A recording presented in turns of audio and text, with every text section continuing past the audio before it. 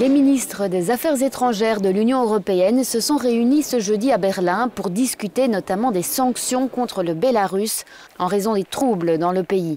L'opposition conteste la victoire écrasante du président Alexandre Loukachenko et mène des protestations depuis plusieurs semaines.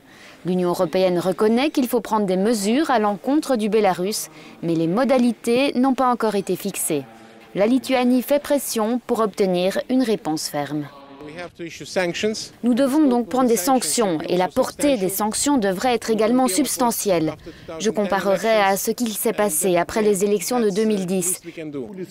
Il y a 10 ans, l'Union européenne avait infligé des sanctions à 170 personnes, dont Alexandre Loukachenko.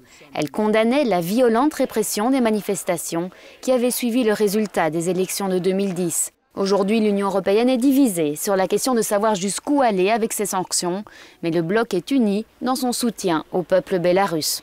Il est important que nous répondions aux responsables du régime bélarusse qui ont été impliqués et engagés dans la violence contre les manifestants et dans la falsification des élections. Je tiens également à dire que si nous constatons qu'il n'y a pas de lutte géopolitique, il s'agit cependant d'une lutte de personnes pacifiques et nous devons les aider. It is, however, a struggle of peace-loving people and we have to assist them. La fin de la réunion est prévue vendredi, mais aucune décision formelle n'est attendue d'ici là. La question des sanctions devrait donc perdurer.